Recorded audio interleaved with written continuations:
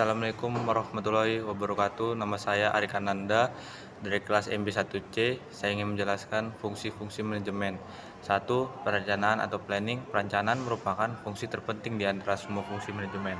Perencanaan yang baik memberikan keuntungan seperti mengidentifikasikan peluang masa depan, menghindari atau permasalahan di masa depan. Dan ketiga, mengembangkan rangkaian langkah strategi dan taktik untuk di masa depan. Bentuk-bentuk perencanaan. Bentuk-bentuk perencanaan ada 3. 1. Tujuan atau sasaran, dan kedua kebijakan atau strategi. Dan alasan-alasan perlunya perencanaan. 1. Produktivitas benefit yang dihasilkan dari pengurangan kemungkinan terjadinya kesalahan dalam pembuatan keputusan. Dan kedua, positif benefits untuk meningkatnya kesuksesan pencapaian tujuan dalam organisasi. Dan kedua, pengawasan atau controlling. Pengawasan dapat didefinisikan sebagai proses untuk menjamin bahwa tujuan-tujuan organisasi dan tercapai.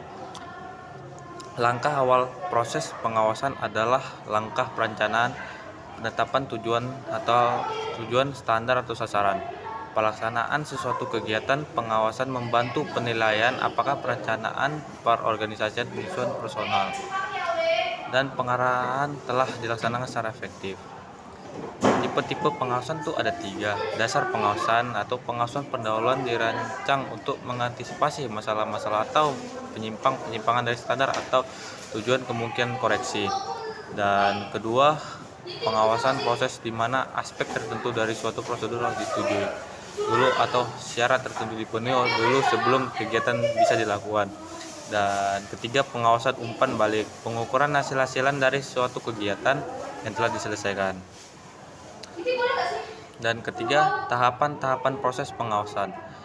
Penerapan standar pelaksanaan atau perencanaan sasaran kauta dan target pelaksanaan dapat digunakan sebagai standar bentuk standar yang lebih khusus antara lain target penjualan, anggaran bagian pasar, margin keuntungan, keselamatan kerja dan sasaran produksi. Dan kedua, penentuan pengukuran pelaksanaan kegiatan. Menetapkan standar akan sia-sia bila tidak disertai dengan berbagai cara untuk mengukur pelaksanaan kegiatan nyatanya startup. Dan ketiga, pengukuran pelaksanaan kegiatan nyatanya ada berbagai cara untuk melakukan pengukuran pelaksanaan, yaitu pengamatan atau observasi, laporan-laporan baik lisan atau tulisan, dan metode-metode otomatis dan implikasi pengujian atau tes serta pengambilan sampel. Dan keempat, perbandingan pelaksanaan kegiatan dengan standar dan penganalisian penyimpanan dan penyimpangan. Pengen harus dianalisis untuk menentukan mengapa standar tidak dapat tercapai. Dan kelima, pengambilan tindakan koreksi bila perlu. Tindakan koreksi mungkin berupa mengubah standar mula-mula, mengubah pengukuran pelaksanaan, mengubah cara dalam menganalisa, dan menginterpretasikan penyimpangan-penyimpangan.